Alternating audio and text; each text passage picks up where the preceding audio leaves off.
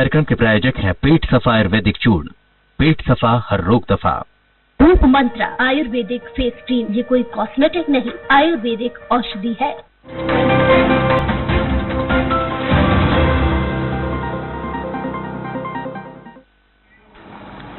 नमस्कार, स्वराज एक्सप्रेस के खास प्रोग्राम जनता मांगे जवाब में आपका स्वागत है। मैं हूं एसपी त्रिपाठी।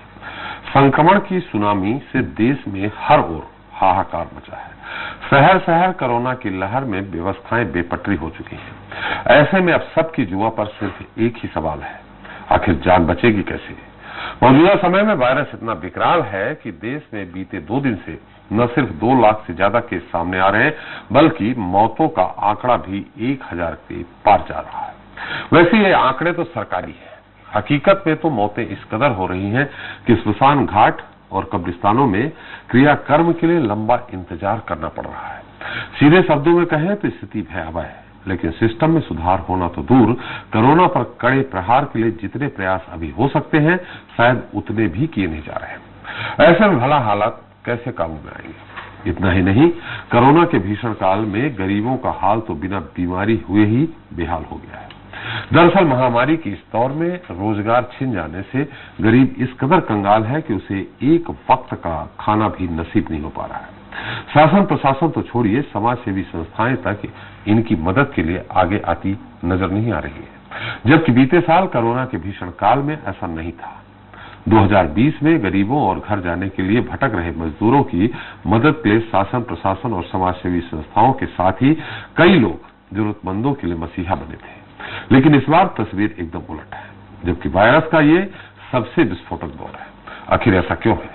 जनता मांगे जवाब में इसी बात को लेकर आज के मुद्दे वायरस, व्यवस्थाएं और बेबसी में बात करेंगे।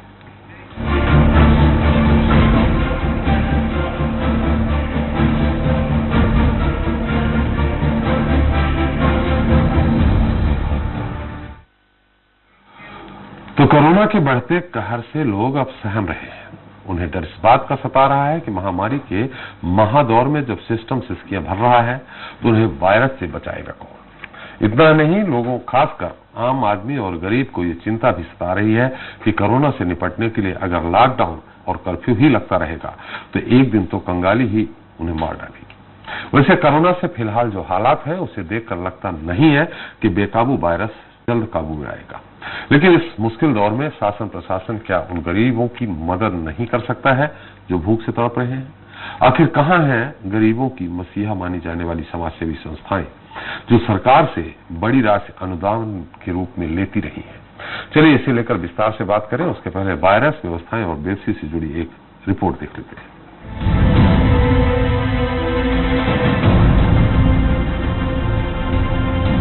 देश के तमाम राज्यों की तरह मध्य प्रदेश में भी हालात ठीक नहीं है।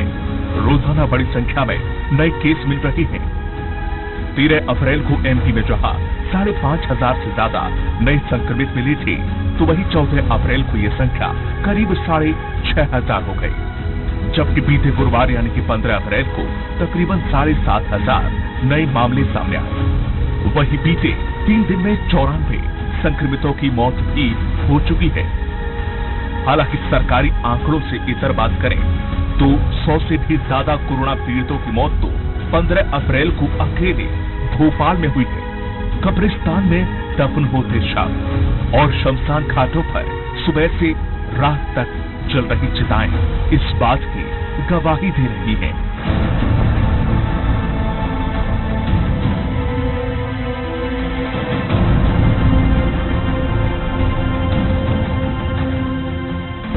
सोचिए, जब राजधानी का ये हाल है तो बाकी जगह स्थितियां कितनी विकराल होंगी।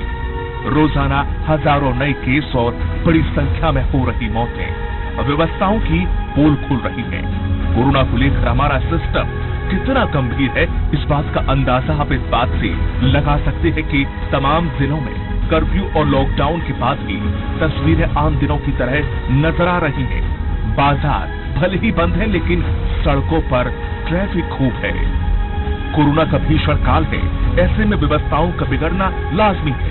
लेकिन बड़ा सवाल इस बात को लेकर भी है कि महामारी के चलते बीते साल जब लॉकडाउन लगा था, रोटी को तर्ज से हर गरीब की मदद के लिए शासन और प्रशासन के साथ ही बड़ी संख्या में समाज सेवी संस्थाएं एक्टिव थी। लेकिन कोरोना की वजह से जब इस बार भी लॉकडाउन और कर्फ्यू है, तो गरीबों की भूख मिटाने के लिए कोई आगे क्यों नहीं आ रहा है? अभी कोई नहीं आ रहा बाबूजी खाना देने। 2 दिन से क्या स्थिति है? 2 दिन से ऐसे ही है, कुछ समोसा कचौड़ी मिल जाता तो खा के सोया। खाना वाना कुछ नहीं आ रहा अब लोग में। भूखे हैं, भूखे हैं। क्यों? रोटी नहीं देने आ रहे कोई नहीं आ रहा है। फिर कैसे क्या रोटी तुम्हारे हाथ में? ये रोटी भंडारे की है, ये परसों की रोटी रखी है मेरे पास है? परसों की रोटी है। अब बच्चे हमारे छोटे छोटे हैं, भूखे मरने की नौबत आ गई। हम न कुछ धंधा न पानी, कुछ पैसा भी नहीं है हम लोगों के पास। पहले तो लॉकडाउन में जैसे थे पंजाबी के बारे में तो कुछ नहीं दे रहे। भूखे बच्चे भी भूखे, हम लोग भी भूखे, न चाय न नाश्ता न कुछ। छोटे छोटे बच्चे 3-3 दिन 4-4 दिन से भूखे प्यासे हैं, कौन देगा खाने के लिए? अब की बार तो सरकार ने मना कर दिया, अब कोई नहीं आ रहा है, कोई नहीं पूछता है। वायरस के विस्फोटक दौर में सब कुछ बिखर सा गया है। काम धंधा नहीं होने से गरीब एक बार फिर से 2 वक्त की रोटी के लिए तरस रहे हैं। छोटे छोटे बच्चे भूख से करहा रहे हैं। ऐसे में सवाल ये भी खड़ा हो रहा है कि कोरोना से निपटने में नाकाम हमारा सिस्टम क्या जरूरतमंदों के खान पान की व्यवस्था भी नहीं कर सकता है? और आखिर कहां हैं वो लोग और वो संस्थाएं जो बहुत गर्व से ये बात कहती थी कि वह समाज के लिए हमेशा तत्पर रहते हैं? Bureau report, Swaraj express. तो वायरस कहां कितना विकराल है, व्यवस्थाएं कैसी हैं और बेबसी किस कदर है, इसकी ग्राउंड रिपोर्ट के लिए भोपाल, इंदौर, ग्वालियर और जबलपुर से हमारे सहयोगी जुड़ गए हैं। साथ ही स्टूडियो में मौजूद है विशेष संवाददाता निर्मल सिंह बैस। वहीं फोन पर जुड़ेंगे हमारे दूसरे राज्यों की सीमा से सटे जिलों के हमारे स्वराज संवाददाता भी। साथ ही बात भी होगी पक्ष और विपक्ष की भी। पहले सब चलते हैं ग्वालियर में क्या स्थिति है। विनोद, आपने रिपोर्ट ग्वालियर से बनाई है। इसके पहले तमाम समाज सेवी संस्थाएं जैसे होड़ लगी थी कि अलग अलग कोई जूता बांट रहा, कोई चप्पल बांट रहा, कोई कपड़े बांट रहे हैं, कोई खाना बांट रहा है, खाने के पैकेट बांट रहे हैं। शासन प्रशासन की तरफ से भी नगर निगम बांटता रहा है। इस बार ऐसी स्थिति नहीं है। आपने क्या देखी ग्राउंड रिपोर्ट खासकर ग्वालियर में?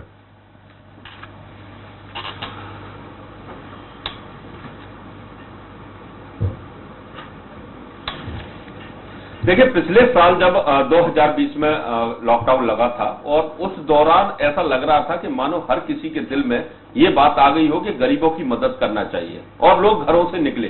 सामाजिक संस्था हो, राजनीतिक संस्था हो, धार्मिक संस्था हो या प्रशासनिक टीम जाकर लोगों को फूड पैकेट देते थे, उनको खाने की व्यवस्था करते थे और एक एक व्यक्ति पे 4-4, 5-5 बार फूड पैकेट पहुंच जाते थे। उनको भी इस बात का भरोसा था कि लोग हमारे साथ हैं, हम उस देश में रहते हैं जहां एक दूसरे के प्रति मोहब्बत है लोगों में और एक दूसरे के प्रति दया का भाव है। लेकिन इस बार जैसे ही कोरोना कर्फ्यू लगा है, लोगों की समझ में आ गया कि ये स्थिति अब ठीक नहीं है। 2 दिन से ग्वालियर में कोरोना कर्फ्यू लगा है। हमने जब सड़कों पर जाकर देखा तो लोग भूख से बिलख रहे थे। कुछ खाने के लिए नहीं है, दुकानें सारी बंद हैं, वो कहीं से कुछ खा भी नहीं सकते, मांग भी नहीं सकते हैं। जो खाना बदोश लोग हैं वो भी देख रहे टकटकी लगाए कि शायद कोई रहनुमा आए और उनकी झोली में जो खाली पड़ी है या उनके बर्तन है उसमें कुछ आटा या चावल डाल दे ताकि वो अपने ठंडे पड़े चूल्हे को एक बार जलाए और बच्चों के खाली पेट को भर सके। लेकिन ऐसा कुछ नहीं हो रहा है, ना ही प्रशासन की तरफ से कोई मदद उनको मिल रही है। हम लोगों ने जब पड़ताल की, पता लगाया कि प्रशासन द्वारा मदद क्यों नहीं दी गई। पहले महिला बाल विकास विभाग, नगर निगम, इन दोनों की जवाबदारी थी कि जो ढूंढ कर खोज कर उन लोगों को जिनके पास खाने को नहीं है उनको खाने की व्यवस्था कर रहे थे। लेकिन अब कोई भी कहीं भी नजर नहीं आ रहा है। ये खाद्य विभाग के हवाले छोड़ दिया है और खाद्य विभाग कितना संजीदा होता है ये तो समूचे लोग जानते हैं। किसी के पास हमको एक पैकेट खाने का नहीं मिला, किसी के पास हमको एक मुट्ठी अन्न का दाना नहीं मिला, क्योंकि ये वो लोग होते हैं त्रिपाठी जी जो सुबह घर से निकलते हैं और शाम को थैली में सामान लेकर आते हैं और अपने बच्चों का पेट भरते हैं, फिर सुबह दोबारा कुआं खोदने के लिए चले जाते हैं। उनको नहीं मालूम कि कोरोना काल कब तक चलेगा, कब तक ये कोरोना कर्फ्यू रहेगा, कब तक ये स्थिति बनी रहेगी। लेकिन अब वो बिलख रहे हैं। उनका कहना है कि संक्रमण से भले ही मरे न मरे लोग, लेकिन भूख से वो जो स्थिति है उनकी खराब हो जाएगी। और आखिर अभी 5 दिन और है कोरोना कर्फ्यू के ग्वालियर में। इन 5 दिनों की सोच कर वो शहर जाते हैं कि आखिर क्या करें क्या ना करें। राजनीतिक जो संस्थाएं हैं वो पहले बढ़ चढ़कर फोटो खिंचाते थे, पूड़ियों के पैकेट, सब्जी के पैकेट ये सब लोगों को देते थे, वो भी नजर नहीं आ रहे हैं। सामाजिक संस्थाएं जो इनके नाम पर राजनीति करती रहती है और वर्ष भर इनको खड़ा करके फोटो खिंचाते रहते हैं, वो भी कहीं नजर नहीं आ रहे। तो चारों तरफ अंधेरा छाया हुआ है। स्थिति ये है कि कोई सुनने वाला नहीं है। ये बात अलग है कि जब सामाजिक, राजनीतिक, आर्थिक जो धार्मिक संस्थाएं नहीं सुन रही है तो कम से कम सरकारों की जवाबदारी होती है, प्रशासन की जवाबदारी होती है और वहां के नागरिकों की समूची जो जवाबदारी है उस जिले के प्रशासन की होती है, उस सरकार की होती है जिस प्रदेश में वो लोग रह रहे हैं। लेकिन ये जवाबदारी भी उनको जो निर्वहन नहीं हो पा रही है, उनको खाने के लिए कुछ भी नहीं मिल रहा है और ये सरकारों को सोचना पड़ेगा, प्रशासन को सोचना पड़ेगा कि जो लोग भूखे हैं उनको तो कम से कम कुछ दे सकते हैं, लोगों को बेहतर उपचार ना दे पाए, लोगों की अगर व्यवस्थाएं ठीक नहीं कर पाए, लेकिन अगर लोग भूख से भुखमरी फैल गई तो ये अपराध भी बढ़ेंगे और स्थिति और भी भयावह हो सकती है आने वाले दिनों में। और जो हमको नजर आ रहा है अभी तक तो ये कहीं से कहीं तक कोई आश्वासन नहीं मिला है कि इनको आखिर खाने के पैकेट, खाना। आपने विनोद, आपने इस बारे में क्या शासन प्रशासन के किसी भी जिम्मेदार अधिकारी से कोई बात की है? और साथ में ये भी मैं जानना चाहूंगा कि आज ग्वालियर में कितने एक्टिव केस बढ़े हैं और कितनी मौतें हुई हैं?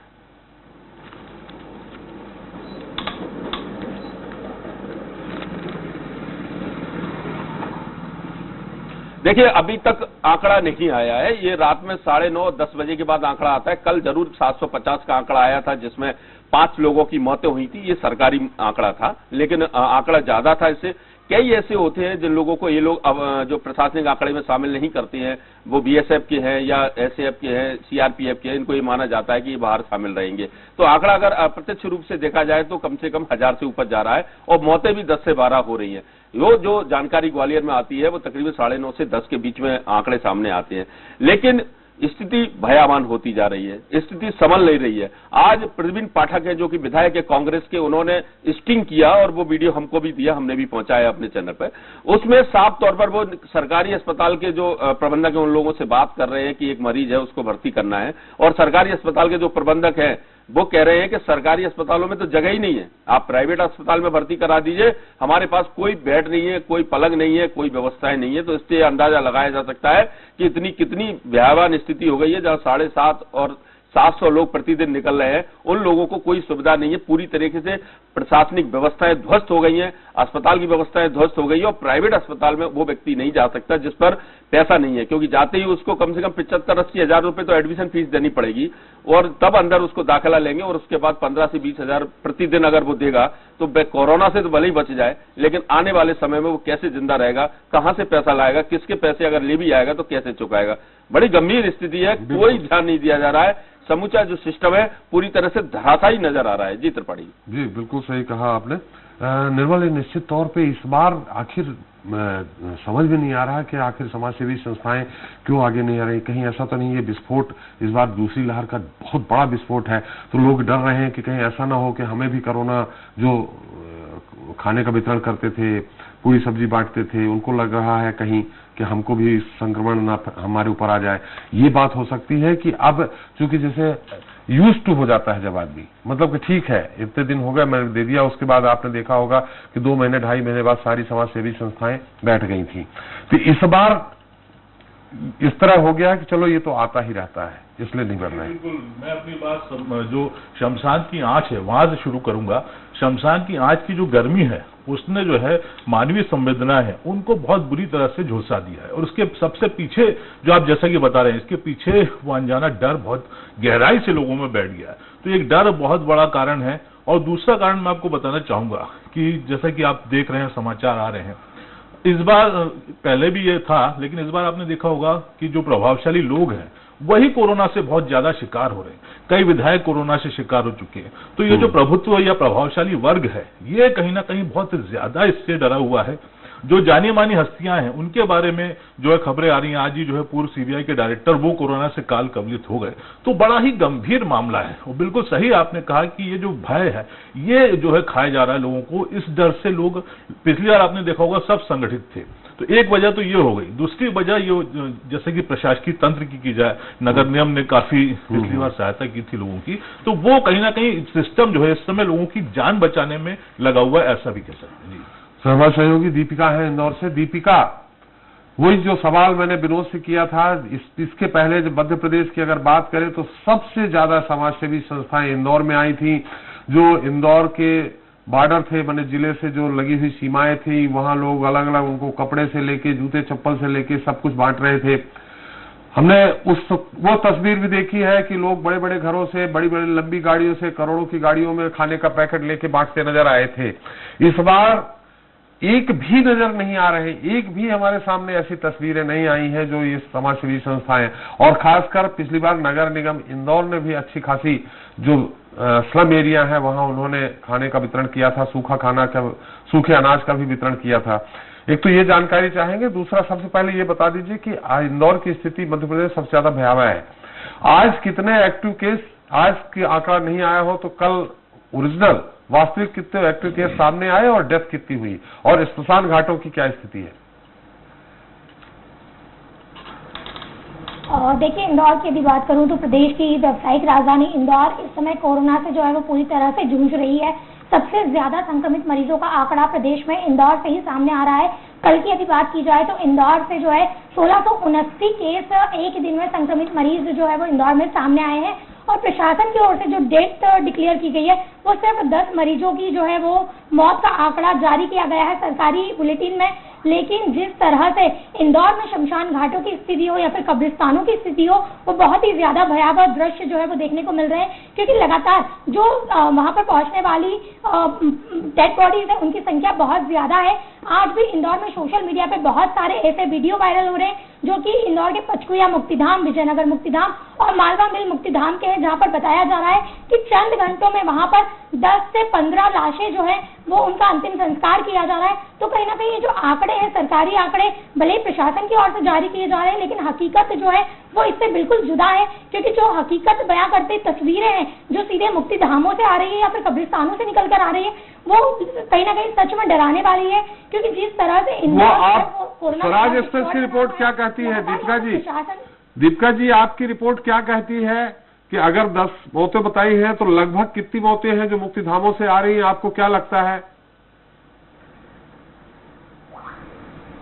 स्वराज एक्सप्रेस ने जो ग्राउंड रिपोर्ट निकाली है उसके मुताबिक कम से कम 40 से 50 मौतें जो है वो इंदौर में रोजाना देखने को मिल रही है। अलग अलग मुक्तिधामों की बात की जाए या फिर कब्रिस्तानों की बात की जाए तो त्रिपाठी जी, इंदौर में स्थिति बहुत ज्यादा जो है वो सरकारी आंकड़ों से जुदा है, क्योंकि सरकारी आंकड़े महज 7, 8 और 10 मौतों का जिक्र कर रहे हैं। लेकिन मुक्तिधामों में हमने जाकर जब स्थिति देखी है और शमशान घाटों के साथ कब्रिस्तानों तक जब हम पहुंचे हैं तो वहां पर जो है वो दृश्य बिल्कुल अलग देखने को मिला है।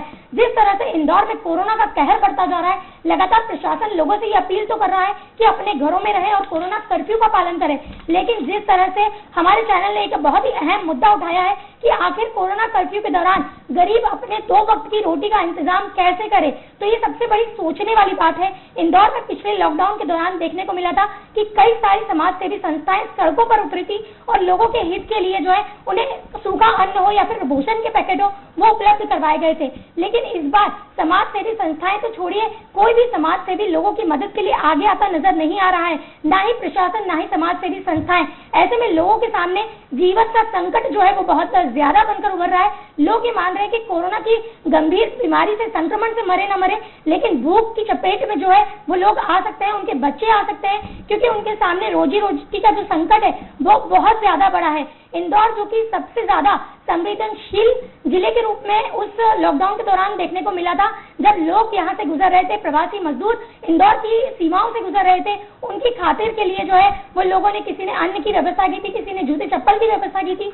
लेकिन इस बार इस तरह का पूरा अभाव जो है वो इंदौर की सीमाओं पर देखने को मिल रहा है। महाराष्ट्र से बहुत सारे मजदूर जो है वो इंदौर के जरिए जो है वो अपने जिलों तक पहुंच रहे हैं, लेकिन देखने को ये मिल रहा है कि इन मजदूरों के लिए भी कोई भी समाज सेवी संस्था आगे नहीं आ रही है। जिस तरह से लगातार इंदौर में पैंडेमिक स्थिति जो है वो निर्मित हो चुकी है, यहाँ पर ऑक्सीजन का अभाव है, रेमडेसिविर इंजेक्शन का अभाव है, इसी के साथ जुबेपिलेव जो इंजेक्शन नया है उसका भी अभाव देखने को मिल रहा है।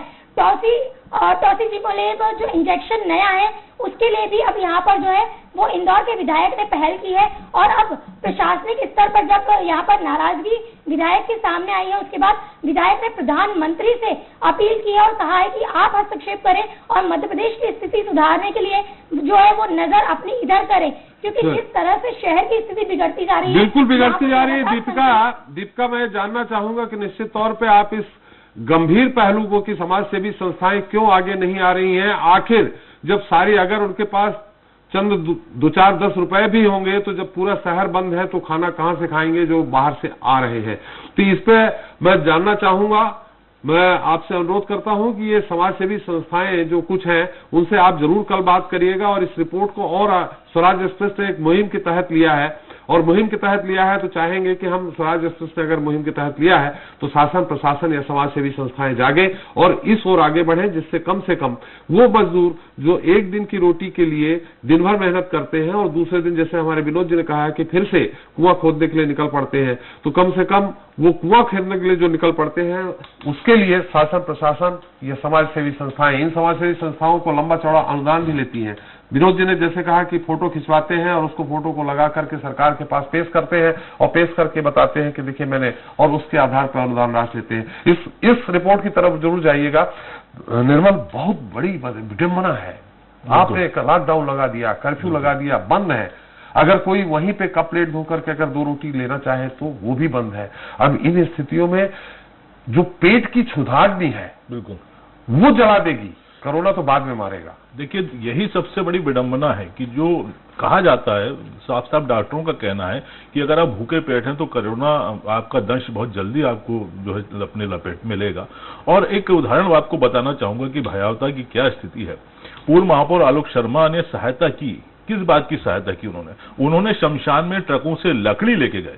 तो आप देखिए कि कितनी भयावह स्थिति है। यदि कोई आगे निकल के सहायता करना चाह रहा है तो उसको जाहिर सी बात है कि पहले शमशान में लकड़ी की व्यवस्था वो करेगा ताकि लोगों का अंतिम संस्कार हो सके, रीति रिवाज के साथ हो सके, थोड़ा बहुत उनके घर परिवार को किसी तरह से जो है संतुष्टि मिल सके। क्योंकि यहाँ तो आप देख रहे हैं कि कितनी भयावह स्थिति है, लोग फूल आपस में मिल रहे हैं, फूल नहीं चुन सकते, कैसे धार्मिक क्रियाएं की जाएंगी। तो बहुत ही स्थिति जो है विकराल है। जबलपुर चलते हैं, अरविंद जी हमारे साथ हैं। अरविंद जी, आपने आज संभवतः इस मुद्दे को आपने भी उठाया है, आपने भी बात की होगी, कुछ समाजसेवी संस्थाओं से बात की होगी, और पहले एक जो हम प्रतिदिन जानकारी देते हैं कि जबलपुर में कितने एक्टिव केस आए, कितनी की डेथ हुई, जैसे कि कल वहां ऑक्सीजन की कमी के कारण 5 लोगों की डेथ हो गई थी। ऑक्सीजन की कमी, रेमडेसिविर तो खैर अलग बात है। मुख्य मुद्दा आज का हमारा यह है कि जो गरीब परिवार है, जो स्लम एरिया है, जो बाहर से लोग मजदूरी करने आए हैं, वो किस तरह से जीवित है, कोई संस्थाएं उनको मदद कर रही है, नहीं कर रही।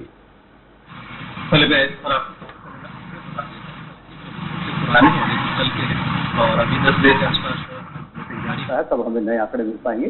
सरकारी आंकड़े बता रहे हैं कि 724 नए संक्रमित मरीज मिले हैं, 8 मौतें हुई हैं और अभी इस वक्त सरकारी आंकड़ों के अनुसार 4614 एक्टिव केस है। ये फिगर जो इस वक्त फ्लोट हो रहा है वो जबलपुर के हिसाब से फ्लोट हो रहा है। लेकिन जाहिर सी बात है, हम और आप सब जानते हैं कि जो सरकारी आंकड़े हैं वो वास्तविकता से, धरातल से काफी भिन्न होते हैं। इसके ऊपर कोई शक शुबा नहीं है। हमारी तमाम रिपोर्ट, ग्राउंड रिपोर्ट जो आपके पास दिखा रहे हैं अपने चैनल पर, उस हिसाब से अंदाजा लगाया जा सकता है कि किस तरह से कितनी मौतें। यहाँ पर एक बड़ी विडंबना है, विडंबना ये आप पर आवाज मिल पा रही सर? हाँ, थोड़ा सा तकनीकी कारण आ रहे हैं, फिर से कहिए आप जी। मैंने आंकड़े दोहराने की जरूरत है या मैं एक बार फिर से दोहराइए। जी जी। अभी हेल्थ बुलेटिन जारी नहीं हुआ है। रात के 10 बजे के आसपास हेल्थ बुलेटिन जारी होता है। जो कल हेल्थ बुलेटिन जारी हुआ था उसके अनुसार 724 नए संक्रमित मरीज मिले हैं, 8 लोगों की मौतें हुई हैं और एक्टिव केस 4614 एक्टिव केस है, 4614 एक्टिव केस है। ये सरकारी आंकड़े हैं, लेकिन वास्तविकता हम और आप सब जानते हैं और चैनल पर हम लगातार दिखा रहे हैं, हम लगातार कवरेज करके भी बता रहे हैं जो दूसरे शहरों के हाल है, जो दूसरे शहरों के शमशान घाटों के हाल है, वहीं जबलपुर के भी हाल है। जो दूसरे शहरों के अस्पतालों के हाल है वही जबलपुर के हाल है।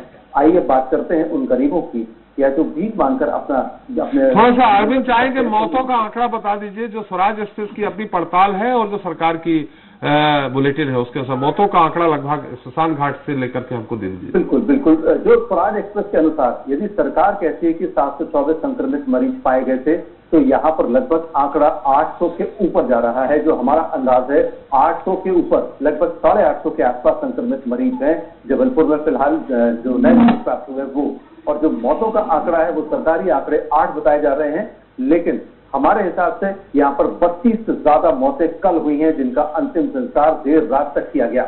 यानी कि आप इस अंदाज लगा सकते हैं कि सरकारी आंकड़ों में और वास्तविकता में कितना बड़ा अंतर है। और ये आंकड़े हम इसलिए बता सक रहे हैं क्योंकि वहां पर जो लोग अंतिम संस्कार कर रहे हैं वो लगातार इस बात की मॉनिटरिंग भी कर रहे हैं और लोगों को बता रहे हैं कि स्थिति कितनी भयावह है, सतर्क हो जाइए। अभी भी कभी भी किसी भी वक्त किसी भी मरीज की अंतिम सांस हो सकती है जो सांस को ले रहा है, इसलिए सतर्क रहें। लेकिन सतर्कता के नाम पर जो कुछ हो रहा है, और जैसा आपने हमको बताया और हमने अपने दर्शकों को बताया था कि ऑक्सीजन की कमी से यहाँ पर मरीज की मौत हुई थी और उसके बाद जबरदस्त तरीके से हंगामा हुआ था और एक नहीं 2 अस्पतालों में इस तरह की बात सामने आई थी।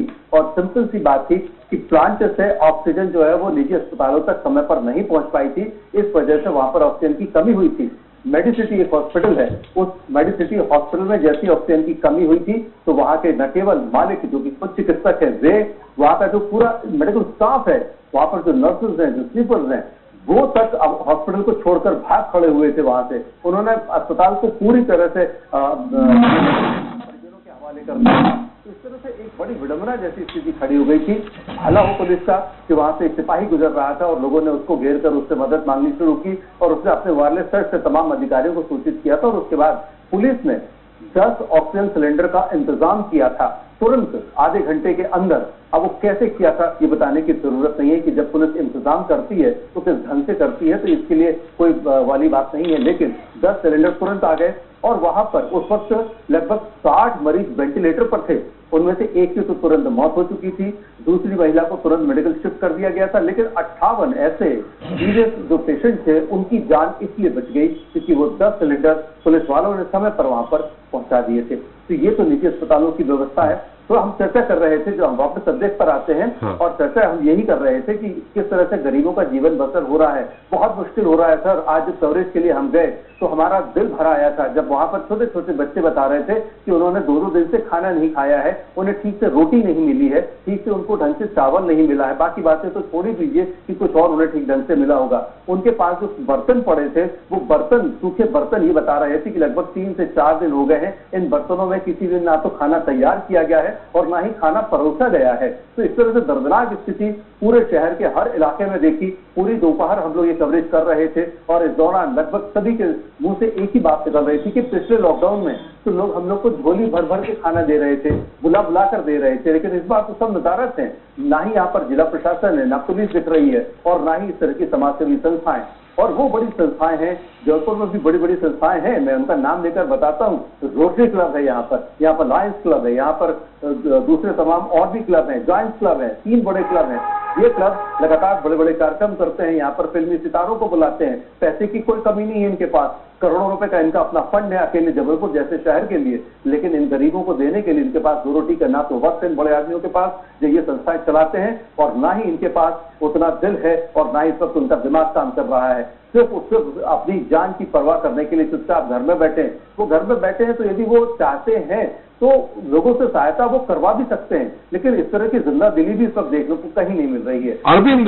अरविंद, निश्चित तौर पे आपका भी पत्रकारिता का बहुत लंबा अनुभव है, लगभग 20 साल से आप और हम एक दूसरे को जानते हैं, जुड़े हैं साथ में। एक आपकी अंतरात्मा क्या कहती है कि आखिर ये ऐसा क्यों? पिछली बार जब कोरोना पहली बार आया था, निश्चित तौर पे जब कोई पहली बार होता है तो वो क्या होगा, कैसे होगा, तरह तरह की कथाएं बताई जाती, कहानियां गढ़ी जा रही थी कि हवा लगने से मर जाएगा। लेकिन धीरे धीरे उस समय सारी स्वयंसेवी संस्थाएं, शासन, प्रशासन, सब ऐसा होड़ सी लगी थी। लेकिन उस वक्त ये कोरोना, ये मौत, अगर 2 मौत 3 मौत कहीं हो गई तो बहुत बड़ी चीज थी कि हाँ मौत हो रही है। और पिछली बार 13 से 14 दिन 15 दिन लगते थे जब आदमी पेशेंट सीरियस होता था। इस बार 3 या 4 दिन में पेशेंट से, मतलब इस बार ज्यादा भयावह स्थिति है। उसके बाद भी ये क्यों नहीं निकल रहे? क्या वजह हो गई अचानक जो स्वराज एक्सप्रेस एक मुहिम लेकर के आया है? आपकी अंतरात्मा की आवाज क्या कहती है कि आखिर क्यों? इसमें जो अभी तक तो हम 2020 और 2021 के कोरोना को यदि हम कंपेयर करें तो 2020 का जो कोरोना था उसमें डेथ रेट बहुत कम थी सर, कंपैरेटिवली बहुत कम थी। बहुत उतना डेंजरस नहीं था। जो वेरिएंट था वो बहुत मीडियम किस्म का था, बहुत हायर साइड पर नहीं था, जो कि हमने महाराष्ट्र में या इंदौर पर्टिकुलर में देखा था, वो जबलपुर में नहीं था। लेकिन इस बार जबलपुर में जो वेरिएंट आया है, जो चिकित्सकों से हमारी बात हुई, उनका कहना है कि ये जो वेरिएंट है ये महाराष्ट्र से बरास्ता नागपुर होते हुए जबलपुर पहुंचा है और ये डेंजरस वेरिएंट है और इसमें डेथ रेट नो डाउट बहुत ज्यादा है। एक कारण। दूसरा कारण, इसमें डेथ रेट में यदि हम एज फैक्टर पर जाते हैं तो पिछले कोरोना में जो ज्यादा उम्र दराज व्यक्ति थे 60, 60 प्लस, 70 प्लस, उनकी डेथ जल्दी हुई थी। लेकिन इस बार के जो कोरोना है इसमें 20 साल और बच्चों को गिनने 20 से लेकर 45 साल का जो एज ग्रुप है उसमें सबसे ज्यादा कोरोना अफेक्टेड पेशेंट। अरविंद, मेरा सवाल ये है कि ये जो स्वयंसेवी संस्थाएं जो स्लम एरिया जो भूखे रोज कुआं खोदते हैं, रोज पानी पीते हैं, उनके लिए क्यों इस बार नहीं आई? पिछली बार जब ये कम था मामला तब बहुत सारे लोग आए, प्रशासन माने नगर निगम भी बांट रहा था, महिला बाल विकास विभाग भी बांट रहा था। इस बार क्यों नहीं? क्या लगा आपको? थोड़ा संक्षेप में। आप बिल्कुल वही मैं बता रहा हूँ कि इस बार का जो कोरोना है उसकी जो सिविरिटी है उसको देखते हुए ऐसा लगता है कि जो ये संस्थाएं चलाने वाले लोग हैं वो डरकर घर में बैठ गए हैं। उनके पास हालांकि पैसे की, बिल्कुल मैं फंड की बता रहा हूँ, फंड की यहाँ पर जो संस्थाएं बड़ी बड़ी संस्थाएं में फंड की कोई कमी नहीं है। हाँ, सरकारी संस्थाओं के पास जरूर फंड की कमी है। नगर निगम ने हाथ खड़े कर दिए हैं कि उसके पास पैसा नहीं है, वो आटा दाल चावल नहीं बांट सकता पिछले साल जैसा। तो जो डर है लोगों के अंदर, उस डर की वजह से ये संस्थाएं इस वक्त सड़कों पर नहीं आ रही हैं और ना ही लोगों से मदद मांग रही हैं कि आप हमारी एवज में उन गरीबों को अनाज बांट दें या उन गरीबों को भोजन बांट दें। इस तरह की बात सामने आ रही है। सिर्फ डर एक वजह है और कोई दूसरी वजह यहाँ पर नहीं है। प्रशासन खुद चाहता है कि लोग इस तरह से आना चाहते हैं तो उन्हें वो फैसिलिटी दे सकते हैं तमाम तरह की, कि उन्हें कार्ड भी इशू कर सकते हैं, वो जा सकते हैं, पुलिस की मदद ले सकते हैं, पुलिस भी तैयार है मदद करने के लिए, कर भी रही है। तो इस तरह से जो डर है, जब तक डर समाप्त नहीं होगा ये सामाजिक संस्थाएं घरों से बाहर नहीं निकलेंगी। गरीब सड़क पर यूं ही तड़पता रहेगा, हम और आप इस तरह की कवरेज करते रहेंगे और हम और आप दुख मनाते रहेंगे, लेकिन इनके दिल नहीं पसी चुकेंगे। कोरोना बड़े मध्यम वर्गीय और बड़े लोगों को पकड़ेगा और जो क्षुधाग्नि है, जो भूख की पेट की आग है, वो गरीबों को पकड़ लेगी। मैंने बराबर सामंजस्य बराबर बना रहेगा। हमारे साथ डोगर देवे जी हैं। संजय, भोपाल से क्या स्थिति है? आज कितनी देर जो आपके नॉलेज में है? बुलेटिन तो रात में 9-10 बजे तक जारी होगा और आपने आज दिन भर उन समाज सेवी संस्थाओं से बात की, उन स्लम एरियाज में गए जहां झुग्गी झोपड़ियां हैं, गरीब रहते हैं, उनके यहाँ भोजन मिल रहा है, नहीं मिल रहा, क्या स्थिति है संजय? बिल्कुल सर, पहले तो मैं बात कर ले तो मौत की। तो मौत भोपाल में जिस प्रकार से देखने को आ रही थी, हम पिछले कई दिनों से देख रहे हैं, सरकार छुपाती जरूर आई। 5 और 7 आंकड़े दिखा रही है, 5 और 7 मरे हैं। लेकिन जब हम लोग देखते हैं वहां पर शमशान घाटों पर जाके हमने देखा, मुक्ति धामों में जाके देखा, तो वहां की मौत और वहां की जो लाशें जलती हुई हम देखते हैं तो हमारे भी आंसू आते हैं और दिल कांपने लगता है। वहां पे कम से कम एक बार में कम से कम 30 से 40 लोग वहां पे हमने देखा है कि वो किस प्रकार से वहां पे परिवार लोग रहते हैं और क्या उनके लिए शब्द नहीं है। लेकिन आज की बात करें तो आज भी यही आंकड़ा निकल के आ रहा है कि 100 से अधिक लोगों की मौत हुई है और वह आज भी उनकी अंत्येष्टि हुई है। आज तो यहां तक की बात आ गई है कि कई क्षेत्रों में तो ओपनली अगर शमशान घाट की बात कही है कि वहां पे ओपनली उनको अंत्येष्टि देने की भी, मतलब जो शमशान घाट का एरिया है, क्षेत्र है, उससे अलग अलहदा ले जाकर के उनका अंतिम संस्कार हो रहा है। जी सर, बिल्कुल। नीलबढ़ क्षेत्र में ये इसलिए कर दिया गया क्योंकि जहां पे मुक्तिधाम है वहां पे कई जगह लोगों को मिलने के, जलाने के लिए, अंत्येष्टि करने के लिए जगह नहीं मिल रही थी, तो अपने क्षेत्र में और अपने प्राइवेट तौर पे उन लोगों ने वहां पे अंत्येष्टि करने की ये एक शुरुआत करी है। वहीं बात कर ले गरीबों के लिए बात कर ले तो आज इस प्रकार से हम आपने जब जो मुहिम है उसके अंतर्गत अगर बात करें कि खाने को लेकर जब हम गरीबों के पास पहुंचे तो उन्होंने हमें अपने खाली बर्तन दिखाए हैं और खाली बर्तनों का ये कहना है कि आज हमें 4 से 5 दिन हो गए हमें खाने को नहीं मिल रहा है। लोगों का ये कहना है जो सरकार थी, सरकार हमें पहले देती थी, लेकिन आज वो सरकार जाने कहां छुपी बैठी हुई है और वो नगर निगम के कर्मचारी कहां हैं जो हमें खाने के लिए या हमें पूछने तक के लिए नहीं आ रहे हैं। वहीं अगर देखा जाए तो किसी भी समाज सेवी की बात करी जाए, समाज सेवी जो निकलते थे बाहर, कहीं कहते थे कि हम सिर्फ 1 केला देके, हमने उन समाज सेवियों को भी देखा 1 केला देते थे और आज 8 लोग फोटो खिंचवाते थे, वो भी नहीं दिख रहा। वो 1 केला बांटने वाले तक भी अब नहीं दिख रहा है और 1 केला लेके 8 लोग भी नहीं दिख रहे हैं क्योंकि उन्हें भी वही चीज आ रही है कि कहां गए। हमने जब इन समाज सेवियों से बात की तो उनका ये कहना था कि क्योंकि जिस प्रकार से आज भवाया स्थिति देखने को मिल रही है, कहीं हम किसी और के पास जाए और हमें भी या उन्हें हमसे कोई प्रॉब्लम हो जाए या परेशानी हो जाए तो इसका हम क्या जवाब दे सकते हैं। तो इसीलिए भी वो भी डरे हुए हैं कि किस प्रकार से इन लोगों की सेवा करें।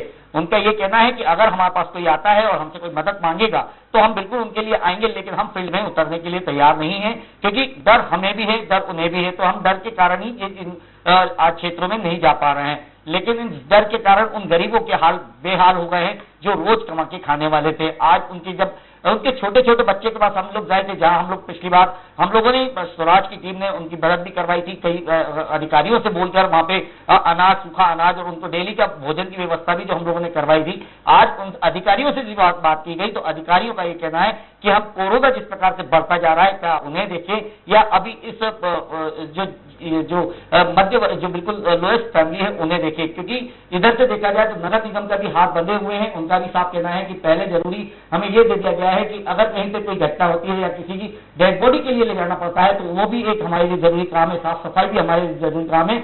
सिर्फ एक ही काम हम अगर कोई हमारे पास, जैसे सरकार ने कहा है दीनदयाल जो रसोई है वहां पर आकर किसी को अगर भोजन की जरूरत है तो वहां आके वो भोजन कर सकते हैं, लेकिन वहां तक पहुंचाने की व्यवस्था अभी उनके पास नहीं है। दीनदयाल रसोई कितनी जगह है, वहां कैसे पहुंचेंगे, कितने लोग पहुंचेंगे? बिल्कुल सर, जिस प्रकार से दीनदयाल रसोई तो एक ही जगह है, लेकिन जिन्हें व्यवस्था की बात कर रहे हैं, अगर वहां पे पहुंचने वाला जिन्हें भूख लगी है या जो जा सकता है वो वहां से भोजन ले सकता है, लेकिन नगर निगम ने वहां से सप्लाई जो करते थे उस सप्लाई को लेकर साफ मना कर दिया है कि अभी वहां से सप्लाई नहीं हो सकती है। और सर अगर बात करी तो इन जब गरीबों की बात करी जाए कि मतलब ये कि जो स्वयंसेवी संस्थाएं हैं, जैसे अभी अरविंद जी ने भी कहा, विनोद जी ने भी कहा कि पैसा अच्छा खासा है इनके पास, जो स्वयंसेवी संस्थाएं रोटरी क्लब से लेके और जो मदद कर सकते हैं, वो इस बात से डरे हुए हैं कि अगर हम बाहर निकलेंगे तो हमें भी ये रोग कहीं पकड़ न ले। इस बात से डरे हुए हैं क्या? बिल्कुल सर, उनका यही कहना है कि अगर क्योंकि हम जाएंगे, अगर हमारे वो तो ये चाहते हैं हम समाज सेवी लोग हैं, हमारे से किसी को ना हो जाए और किससे हमें ना हो जाए, क्योंकि नुकसान अगर एक ऐसा तो नहीं है संजय जी। पिछली बार जो जिस तरह से कोरोना लॉकडाउन के दौरान मैंने सड़कें हमने देखा था, सुनसान सड़कें देखी थी, वो इस बार नहीं है। इस बार ऐसा लगता ही नहीं है कि इसका लॉकडाउन है। सड़कें भरी नजर आ रही, चहलकदमी हो रही है, चहल पहल है चारों तरफ। फिर इस बात से ये कोई और रीजन हो सकता है जो मुझे लगता है। खैर, समय समाप्त हो रहा है। निश्चित तौर पे अरविंद जी, विनोद जी, दीपिका जी और संजय जी, जो स्वराज एक्सप्रेस ने ये मुहिम छेड़ी है कि भूखे को रोटी दो, इस मुहिम में निश्चित तौर पे हम लगातार ये मुहिम चलाते रहेंगे। और आप लोग इसमें जो स्वयंसेवी संस्थाएं हैं, प्रशासन है, जो जिम्मेदार हैं, उनको किसी न किसी तरह से इस ओर हमको ले जाना है कि कोरोना तो ठीक है, वो महामारी है, लेकिन ये जो मैन मेड जो हम पैदा कर रहे हैं भूखमरी वाली महामारी, उसको किस तरह से दूर करें। इस मुहिम को बहुत बहुत धन्यवाद अरविंद जी आपका, विनोद जी, दीपक और संजय जी आपका हमारे साथ जुड़ने के लिए और सारी जानकारी देने के लिए। निर्मल, निश्चित तौर पे जो हमने एक मुहिम छेड़ी है, स्वराज एक्सप्रेस की जो मुहिम है, भूखे को रोटी दो, इस मुहिम से आगे होगा या नहीं होगा, लेकिन ये अंतर्मन, जैसे मैंने अरविंद जी से सवाल किया था कि आपका अंतर्मन क्या कहता है, मैं तो कुछ समझ नहीं पा रहा हूं कि भाई ठीक है स्वयंसेवी संस्थाएं नहीं आ रही, लेकिन इस बार नगर निगम कहां चला गया, इस बार दूसरे विभाग कहां चले गए, जो पूरी के पैकेट बांटते थे, सूखा अनाज बांटते थे। ऐसा तो है नहीं कि सरकार के पास इतना भी पैसा नहीं है। अरे 34 करोड़ का काढ़ा अगर पिछली बार बांट दिया गया, इस बार कितना खाना बटेगा, कितने भूखे होंगे ऐसे जो जिनके यहाँ खाना नहीं होगा? मुझे लगता है बहुत कम प्रतिशत होगा ये। देखिए, दरअसल ये जो कोरोना की आक्रामकता और भयावहता है, यही इस सब के मूल में है।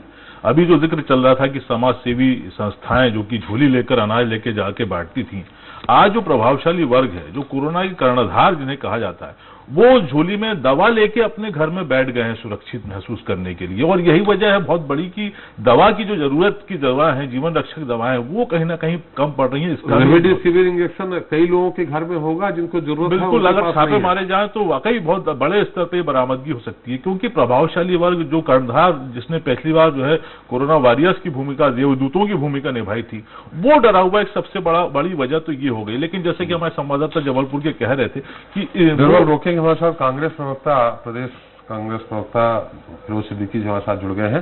फिरोज जी, बहुत बहुत स्वागत है हमारे इस खास कार्यक्रम स्वराज एक्सप्रेस के भूखे को रोटी दो। जी धन्यवाद। हम आपसे सवाल कर रहे हैं, यहाँ विपक्ष की बात नहीं है। विपक्ष की बात तब आएगी जब सरकार प्रशासन, पिछली बार की जो कोरोना की लहर थी, मैंने पहली लहर थी, उस लहर में आपने भी देखा होगा, आपके प्रदेश कांग्रेस कार्यालय में भी बाकायदे खाने के पैकेट बांटे जा रहे थे, सूखा अनाज बांटा जा रहा था, आपके कांग्रेस के कार्यकर्ता भी बांट रहे थे, बहुत सारी स्वयंसेवी संस्थाएं भी आती थी, नगर निगम भी बांट रहा था, महिला बाल विकास भी। इस बार ऐसा कुछ देखने को नहीं मिल रहा। तो एक महामारी के साथ दूसरी महामारी चलने वाली है 2-4-10 दिन के अंदर। जो रोज कमाने वाले हैं, रोज खाने वाले हैं, उनके घर में 2-2 दिन से हमारा जो स्वराज एक्सप्रेस ने मुहिम छेड़ी है, जो हमने ग्राउंड रिपोर्ट तैयार की है, हमारे सारे प्रदेश भर के संवाददाताओं ने जो स्लम एरिया है वहां जाके उन्होंने जो मुआयना किया है, उसमें यही पता चला कि 2-2 दिन से लोगों को खाना नहीं मिल रहा है। नहीं, बिल्कुल सही बात है कि इस बार कोई ना समाज सेवी संगठन, ना कोई पार्टी, ना कोई पदाधिकारी, ना जनप्रतिनिधि इस ओर ध्यान ही नहीं दे रहे कि लोगों को खाना नहीं मिल रहा है। सब लोग एक ही मुहिम में लगे हैं कि ऑक्सीजन मिल जाए, जीवन रक्षक दवाएं मिल जाए, अस्पताल में बेड मिल जाए, किसी तरीके से वो मरीज को बचा ले। और स्थितियां इतनी विकट और इतनी गंभीर है कि हर 2-4 घर छोड़ के एक व्यक्ति को कोई ना कोई गंभीर रूप से संक्रमित है। फेसबुक, आप अपना सोशल मीडिया अकाउंट खोलिए तो आपके कई सारे जो मित्र हैं, उनके परिजन जो है वो दिवंगत हो गए। तो लोग इतना ज्यादा डरे हुए हैं, एक इतना भय का माहौल, मतलब इस तरीके का डर जो था वो कभी हमने, हमारी पीढ़ी ने तो कभी देखा ही नहीं कि इस तरीके का भी एक डर होता है कि हर व्यक्ति बहुत जरूरत से ज्यादा डरा हुआ। किसी को कुछ सुध नहीं है, सिर्फ एक ही चीज की सुध है कि कहीं उसको कोरोना नहीं हो जाए, और अगर उसके परिजनों को कोरोना है तो वो दवाइयां ढूंढता घूम रहा है। चारों तरफ दवाइयों का आलम है। बहुत दुखद है कि अब ये ऐसा लगता है कि ये जो और ये जो दूसरी महामारी शुरू होगी और उसके बाद एक आर्थिक कोरोना शुरू हो जाएगा। जो गरीब लोगों की जो दुकानें बंद हैं, जो जिन लोगों की जो 1 महीने से ज्यादा जो छोटे दुकानदार हैं और किसान हैं, जो जिनके माध्यम से वो दुकानें चला करती थी, तो बहुत बुरी स्थिति होने वाली है। और सरकार के स्तर पे, हालांकि ये विपक्ष के नाते नहीं, लेकिन मैं कहूंगा कि सरकार की एक ऐसी कोई प्लानिंग दिख नहीं रही है। ये कार्य योजना सरकार के पास ठोस कार्य योजना हो कि हमारी क्या क्या चुनौतियां होंगी आने वाले समय में, और अभी हमें क्या क्या चुनौतियों का सामना करना पड़ रहा है।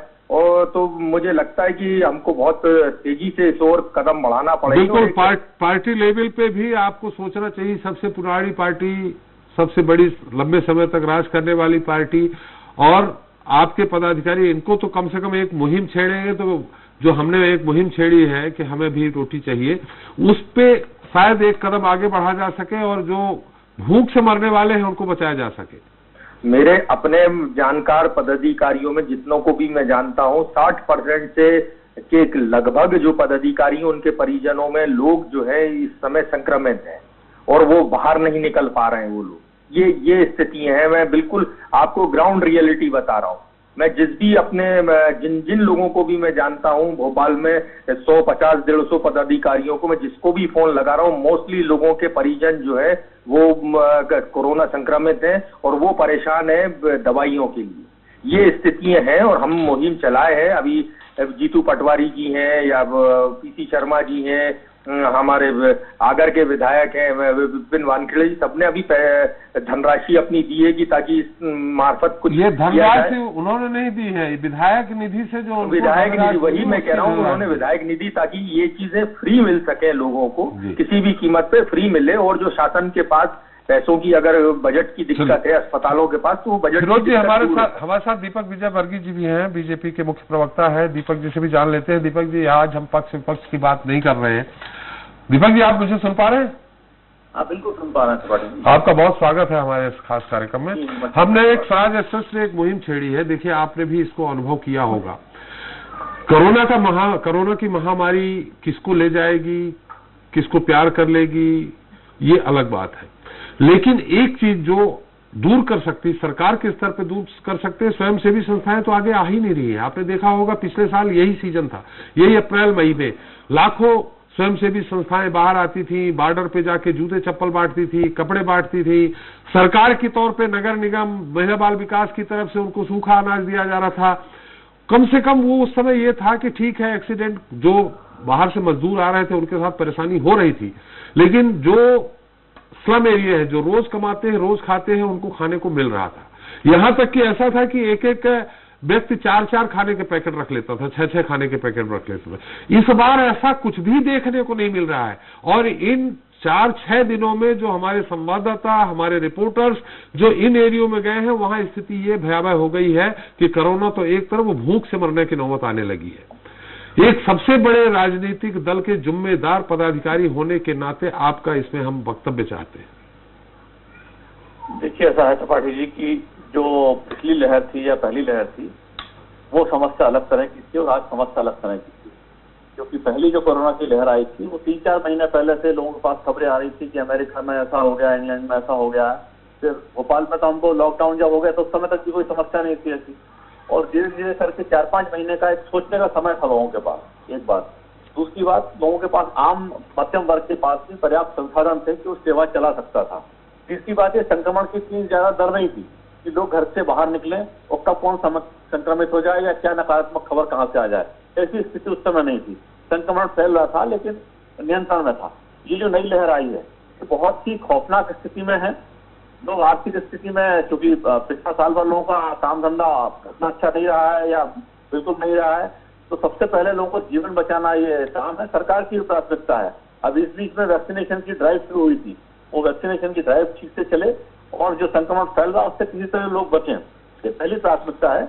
मैं समझता हूँ अभी भुखमरी है, इस तरह की बातें, ये ज्यादा नकारात्मकता होगी, ना ऐसी कोई स्थिति है और ना इसका समय हुआ है। 5-7 दिन से ये संक्रमण ज्यादा फैलने की वजह से सारी चीज। दीपक जी माफ करिएगा, दीपक जी निश्चित तौर पे आपका अपना विचार हो सकता है, चैनल की तरफ से नकारात्मक है। चैनल वही प्रयास करता है जहां कुछ परेशानियां होती है। आप ठीक है, जो देखिए ऐसा है कि लोगों को रोजगार की समस्या, लोगों को रोटी की समस्या ये आम समय में भी रहती है। जब दुनिया में बहुत समृद्धि फैली रहती तब भी समस्या है वो। लेकिन आज जो चुनौती है, आज की चुनौती है वो सबसे पहले ये है कि वैक्सीनेशन कितनी ज्यादा से ज्यादा हो और दूसरी लोग संक्रमण से कैसे बचें। और ये इतनी तेजी से फैला है पिछले 10 दिन में कि दूसरी तरफ लोगों को सोचने का समय नहीं है। लेकिन चुनौती तो दीपक जी उनके पास भी है जो रोज कमाते रोज खाते हो। आज आप भी समझ रहे होंगे 10 दिन हो गए लगभग लॉकडाउन, कोई काम नहीं है, उनके पास जो भी राशन रहा होगा 2-3 दिन खा लिए। नहीं, ऐसा नहीं रहता। सबके पास पर्याप्त दिन की व्यवस्था होती है, दिक्कतें होती हैं, ये बात सही है, लेकिन जीवन उनका बचाना सबसे पहले जरूरी है, उनका भी जीवन बचाना सबसे पहले जरूरी है। तो वैक्सीनेशन की ड्राइव, दवाई की ड्राइव, आप ये चाहते हैं कि सरकार या नगर निगम या दूसरी एजेंसियां दवाइयों या जान बचाने के बजाय ये राशन की चीजें खोले, तो मैं नहीं समझता कि इस समय उस चुनौती पर निपटने की जरूरत है। सबसे पहले ये जो संक्रमण फैल रहा है तो किस तरह रोकना है, बहुत खौफनाक स्थिति में संक्रमण फैल रहा है। दीपक जी मेरे पास ऐसे बहुत सारे दृश्य हैं जो मैं आप, अभी तो समय नहीं है, मैं आपको दिखा दूंगा, बकायदे ग्राउंड रिपोर्ट्स जिनके यहाँ उनके बर्तन, हमारे रिपोर्टर्स उनके खोली के अंदर गए हैं, बर्तन निकाल के देखा, उनके यहाँ कुछ भी नहीं है। ऐसी स्थिति हो सकती है। जब मैं समझता हूँ 2-4-6 दिन में जब इस चीजों से थोड़ा सा ऊपर उभरेंगे तब इस समस्या के निदान की तरफ भी समाज आगे बढ़ेगा। लेकिन आज जो चुनौती है, आपकी जितने लोगों से बात हुई होगी, इसका जो संक्रमण का खौफ है वो इतना ज्यादा है कि उससे बचना सबके लिए जरूरी है। फिर उससे बचना तो जरूरी है ही दीपक जी। मैंने इसीलिए आपसे सवाल किया है कि आपका क्या विचार है, सबसे बड़ी पार्टी, विश्व भर की सबसे बड़ी पार्टी के जिम्मेदार पदाधिकारी होने के नाते के विचार कि उन एरियो में जो पिछली बार, मैंने इस बार आपका कहने का मतलब है कि इतना डर गए हैं लोग कि समाज सेवी संस्थाएं भी बाहर नहीं आ रही हैं और जो उतना सोचने का समय नहीं मिला है। पिछली बार 4-5 महीने का समय था। देखिए, हम जनवरी से सुन रहे थे, मार्च में जाके लॉकडाउन लगा और अप्रैल में सब लोगों ने सहायता कार्य खोल दिए। 3 महीने का समय मिला लोगों को सोचने के लिए। लेकिन पिछले 15 दिन में इतनी तेजी से संक्रमण फैला है कि लोग समझ ही नहीं पाए क्या हो गया है। देखिए, ये तो हो रहा है दुनिया भर में, इस समय पिछले साल नहीं हुआ था ये सब। मेडिकल साइंस WHO तो पहले से चेता रहा था कि दूसरी लहर आने वाली खतरनाक होगी। ऐसा है, मेडिकल साइंस चेतावनी तो बहुत सारी चीजें, मौसम विभाग बहुत सारी देता रहता है, लेकिन दुनिया के सामने समस्या का जो हल नहीं है और संक्रमण जितने खौफनाक तरीके से फैल रहा है तो उसका खौफ और उसकी चुनौती, उसको फेस अपने अपने तरीके से करना है। और ये खाली भोपाल की या मध्य प्रदेश की या हिंदुस्तान की हालत नहीं है, अमेरिका से लेकर इंग्लैंड से और फ्रांस से लेकर ब्राजील तक की सबकी हालत है। सब लोग धीरे धीरे करके निपट रहे हैं। चुनौतियों में पहले किससे निपटना है, हफ्ते बाद किससे निपटना है, ये प्राथमिकता चुनौती के खौफ या उसकी। लेकिन दीपक जी, जो पिछली बार आप खुद कह रहे हैं कि इतना भयावह नहीं था, इस बार इतने भयावह, उसके बाद जब लॉकडाउन पिछली बार लगा था तो मैंने भी देखा है, मैं निकलता फिर जाता आता रहा हूं, सड़कें सन्नाटे में थी, लेकिन इस बार पूरी चहलकदमी है, लग ही नहीं रहा लॉकडाउन है। हाँ, तो अब ये समाज की ना समझिए। देखिए पिछली बार जो मैं पार्टी का स्तर का बता रहा हूँ, पिछली बार हमारी पार्टी के स्तर पर तय हुआ था हर मंडल में मध्य प्रदेश के 1000 से ज्यादा स्थानों पर सहायता कार्य भारतीय जनता पार्टी के मंडल कार्यालय द्वारा चल रहे थे। कोई ऐसी बस्ती नहीं थी जहां हमारा कार्यकर्ता नहीं पहुंच रहा। हाँ। लेकिन ये इतनी तेजी से फैला है कि सबसे पहले तो इसके संक्रमण से बचना है, ये चुनौती सबसे पहले लोगों के पास। तो जब मैं समझता हूँ हफ्ते 10 दिन में सब चीजों से जब उभरने की स्थिति आएगी, साइकोलॉजिकल हम इससे निपटने की स्थिति में आएंगे, तो निश्चित तौर पर उससे भी निपटेंगे। निश्चित। फिरोज जी, दीपक जी के भी विचार सुने, निश्चित सबके अपने अपने विचार हो सकते हैं। वही आपसे भी सवाल है कि जैसे अगर निश्चित तौर पे आपने भी कहा कि आपके पदाधिकारी 60% पदाधिकारी कोई के यहाँ परिवार में या खुद वो संक्रमित है, लेकिन कहीं न कहीं इस ओर सोचना पड़ेगा। फिरोज जी, नहीं, आपके चैनल को मैं बधाई दूंगा कि आपने सबसे जो गरीब, जो सबसे आखिरी का तबका है, उसकी बात उठाई और उसकी बात सरकार के सामने लाई। ये बात सही है कि इस ओर किसी का ध्यान ही नहीं जा रहा था कि ये जो गरीब लोग हैं ये क्या खा रहे होंगे और इनके घर में भोजन है या नहीं है। सरकार को अभी अगर स्वयंसेवी संस्थाएं नहीं निकल रही तो सरकार के पास बहुत बड़ा अमला होता है।